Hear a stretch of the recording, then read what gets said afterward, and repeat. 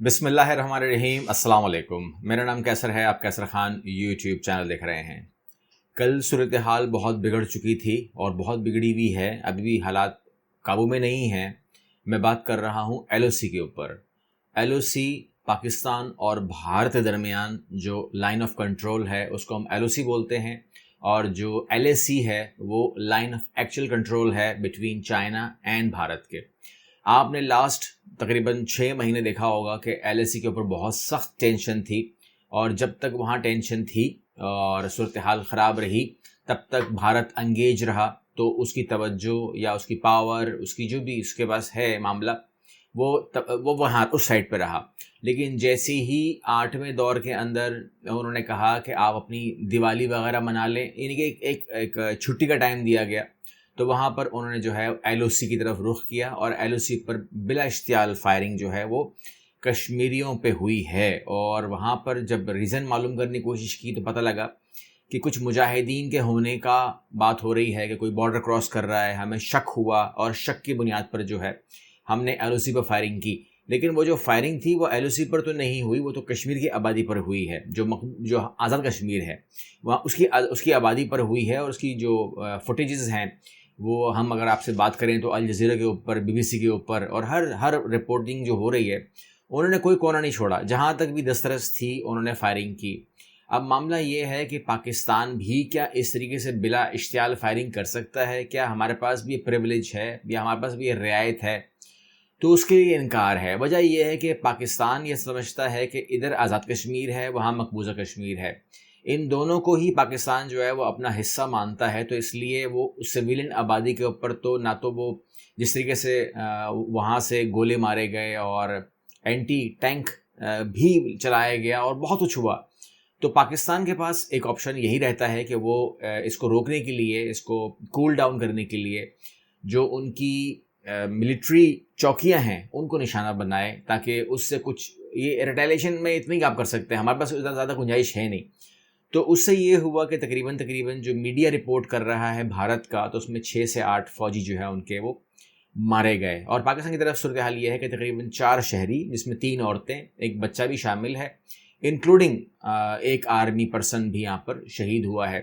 تو یہ رپورٹ دونوں سائٹ پر آئی ہیں، لیکن وہ جو رپورٹ وہاں پہ کر رہے ہیں بھارت کی میڈیا میں، وہ کہہ رہے ہیں کہ جی پتہ نہیں کوئی 8-10 فوجی پاکستانی شہید ہو گئے۔ ایسا رپورٹ یہاں پر ہے نہیں، یہاں پر جو بتایا گیا ہے وہ یہی ہے کہ 4 سویلین اور اس میں ایک بچہ بھی شامل کر لیجئے، ایک فوجی ہمارا جو ہے وہ شہید ہوا ہے، اور زخمی موجود ہیں، تو ان کو ابھی ٹریٹمنٹ جاری ہے، تو ان کا دیکھتے ہیں بھی کیا صورتحال ہوتی ہے، لیکن وہ خطرے سے باہر بتائے جاتے ہیں۔ اب یہاں پر 2-3 فیکٹر پر بات کرنا بہت ضروری ہے تاکہ ہم کو سمجھ میں آئے کہ ایکچولی یہ تمام چیزیں کیوں ہو رہی ہیں، کیوں ہوئی اچانک، کیونکہ ایک اچانک معاملہ ہے نا۔ ابھی تک تو ہم یہی دیکھ رہے تھے کہ جب یعنی کہ پاکستان نے تو اس بات کا فائدہ ہی نہیں اٹھایا کہ جو بھارت ہے وہ انگیج ہے ایل ایس سی کو لے کر چین کے ساتھ۔ تو اگر پاکستان نے کوئی کرنا ہوتا کوئی حملہ یا کوئی بھی ایسی ایکٹیویٹی کرنی ہوتی تو وہ لاسٹ 6 منتھ میں کبھی تو ضرور کرتا۔ لیکن یہ جو میں بات آپ سے کر رہا ہوں، یہ انٹرنیشنل میڈیا اس کو رپورٹ کر رہا ہے کہ اگر پاکستان نے کرنا ہوتا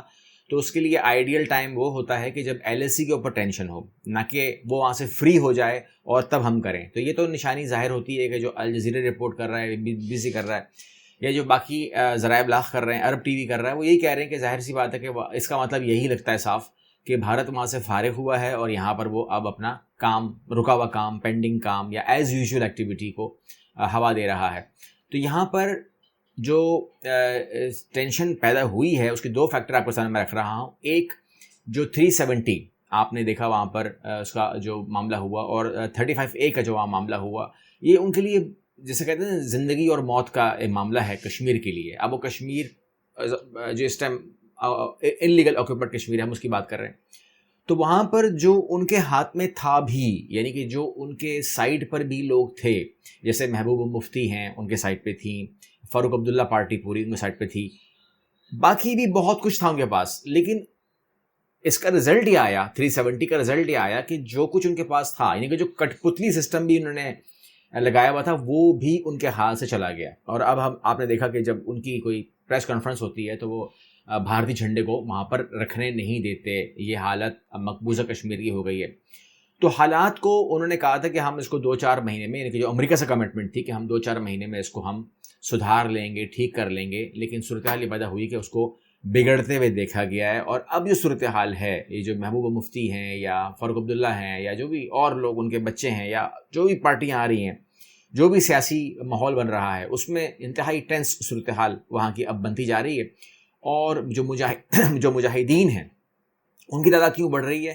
کیونکہ اب وہ سمجھ گئے ہیں کہ ہمارے ہاتھ سے ایک دن یہ لوگ ہمارا گھر بھی لے لیں گے اور ایک دن ہم سے کہہ دیں گے کہ ٹھیک ہے جی آپ لوگ یہاں سے جا سکتے ہیں. وہ یہ ضابط ہے، وہ ماڈل جو ہے دنیا میں ایک ایگزامپل موجود ہے فلسطین کی. اور وہاں پر کیا ہوا، اینڈ رزلٹ یہ ہوا کہ پہلے انہوں نے اس کو انیکسیشن پلان کیا، اس کے بعد قبضہ کیا، اس کے بعد فلسطین کو بولا کہ آپ یہاں سے جا سکتے ہیں. یا وہ اتنا ایسا ماحول کریٹ کر دیں، یا وہ ایسے ٹیکسس کریٹ کر دیں، ایسا وہ صورتحال پیدا کر دیں کہ آپ کو جانے کے علاوہ کوئی چارہ رہے بھی نہ. تو اس صورتحال کے اندر جو ہے آپ کشمیری جو ہیں وہ سمجھ گئے. تو وہاں پر اب جو مجاہدین ہیں ان کی تعداد بڑھ رہی ہے اور جو حملے ہیں ان کی تعداد بڑھ رہی ہے. سب سے بڑا فیکٹر، دوسرا فیکٹر جو سب سے بڑا فیکٹر ہے وہ یہ ہے کہ آپ جانتے ہیں کہ FATF جو ہے وہ کس معاملات پہ کام کرتا ہے. اور ابھی جب ہم FATF کو پڑھ رہے تھے تو اس میں انہوں نے بتایا کہ جو UN کی رپورٹ ہے خاص طور پہ، اور جو فارن پالیسی کی رپورٹ ہے، اور جو امریکہ کی خفیہ ایجنسی کی رپورٹ ہے، جو میں نے آپ سے کہا تھا کہ وہ ایک کمرے سے زیادہ کی کوئی اس کی سائز ہے، اتنی رپورٹ جو ہے وہ FATF پہنچا دی گئی ہے. اور یہ پہنچانے والے پاکستانی یا چائنیز نہیں تھے. آپ کو میں نے پہلے بھی انفارم کیا تھا کہ یہ رپورٹ جب وہ پہنچی ہے، وہ اس کا جو مطلب جسے کہتے ہیں نا پوسٹ کرتے ہیں نا، تو کہیں سے وہ پوسٹ ہوتا ہے، فرام ٹو ہوتا ہے، تو فرام USA ٹو FATF ہوا ہے. یہ پاکستان سے نہیں ہوا، چائنا سے نہیں ہوا. اب وہ سارے پروف کیوں دیے گئے اس کے بارے میں تو ابھی تو ہمیں کلیئر نہیں ہے، لیکن بہرحال یہ امریکہ سے، USA سے یہ پروف جو ہے FATF گئے ہیں.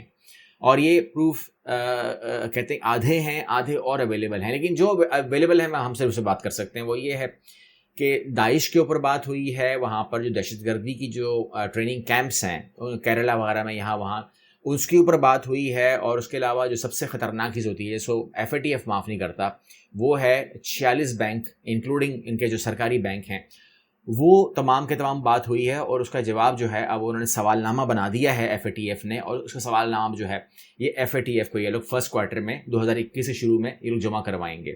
FATF کے اجلاس میں اگر بھارت اس بات کے اوپر مطمئن کر دیتا ہے FATF کو کہ بالکل یہ 46 بینکوں کی جو منی لانڈرنگ ہوئی ہے یہ نیک کاموں کے لیے ہوئی ہے اور اس میں کوئی بھی ہمارا نیگیٹو وہ نہیں تھا، اور یا اس کی جو رسیدیں ہیں وہ دے دیتا ہے کہ کہاں کا استعمال ہوا ہے وہ پیسہ، تقریباً جہاں تک بات ہمارے علم میں ہے فی الحال $1.5 ارب کا یہ معاملہ نظر آتا ہے. ہو سکتا ہے معاملہ سے زیادہ ہو، لیکن جو ہم نے جب تک چیک کیا ہے اس میں تقریباً $1.5 ارب نظر آتے ہیں، جس کا معلومات نہیں ہے کہ وہ پیسہ کہاں لگا ہے. اور جو US ہے یا جو فارن پالیسی ہے یا جو بھی مبصرین ہیں ان کا خیال یہی ہے کہ یہ جب ریکارڈ نہیں ہے تو اور منی لانڈرنگ ہوئی ہے، یہ پیسہ پلس مائنس ہوا ہے، تو پھر یہ ٹیررزم میں ہی استعمال ہوا ہوگا. کیونکہ نہ کہ صرف US نے یہ رپورٹ دی ہے کہ داعش کے وہاں پر بیسس بہت سٹرونگ ہیں، وہاں سے وہ آپریٹ کرتا ہے، اس کو پھر لنک کیا انہوں نے افغانستان نے کہ افغانستان میں پہنچانے کا جو عمل ہے وہ بھی انڈیا سے افغانستان کا داعش کا معاملہ وہ بھی فیسیلیٹیٹ کرتا ہے گورنمنٹ. اور بلکہ انہوں نے یہ رپورٹ بھی دے دی کہ کب کس تاریخ کو کہاں حملہ ہوا ہے، اور یہی تمام سسٹم سیٹ اپ اس میں ملوث ہے. تو اس سیٹ اپ کے اندر ظاہر سی بات ہے پیسہ تو انوالو ہوگا، اور وہ $1.5 ارب جو ہے وہ سمجھ میں آتا ہے کہاں لگا ہوگا. بہرحال یہ ایک اگر یہ چیز ثابت ہو جاتی ہے تو FATF سے بات آگے نکل جائے گی، کیونکہ گرے لسٹ میں جائے گا، اس کے بعد وہ بلیک لسٹ ہو سکتا ہے. لیکن مجھے یہ چیز اس سے بھی پھر آگے نظر آتی ہے اگر ان لوگوں نے معاملات نہیں بنائے. کیونکہ اب یہ جو کہہ رہے تھے مودی کہہ رہے تھے کہ وہ اگلی بار ٹرمپ سرکار تو نظر نہیں آ رہی ہے. یہ بہت بڑا ایک جسے کہتے ہیں کہ بہت بڑا ایک شاکنگ حادثہ ہے جو ہو گیا ہے. تو اب کی بار جو ہے وہ بائیڈن سرکار ہے، اور بائیڈن سرکار کو راضی کرنا یا اس کو رام کرنا یا اس کے ساتھ کیا بات کریں گے یہ لوگ کہ جس سے یہ لوگ یہ جو بھی کیس ہوا ہے ان کے اوپر اس سے باہر نکلیں گے. تو ہے تو مشکل، بہرحال ہے تو مشکل، کیونکہ بائیڈن کی طبیعت تھوڑی سی فرق ہے، وہ الگ طریقے سے دیکھیں گے اس کو. لیکن جس طریقے سے بھی دیکھیں گے تھوڑا بہت جواب تو دینا پڑے گا آنے والے وقتوں میں، یعنی کہ 2021 انتہائی بھاری بھی ہو سکتا ہے بھارت کے لیے ہر طریقے سے، اور اس کو بیلنس کرنے کے لیے جو LAC ہے اور LOC ہے اس پر آپ بہت کچھ آنے والے سال میں دیکھیں گے۔ تو امید کرتا ہوں آپ کو نالج ملی ہوگی، فائدہ ہوا ہوگا۔ چینل کو سبسکرائب کیجئے اپنی آنے والی ویڈیوز کے لیے۔ اللہ حافظ۔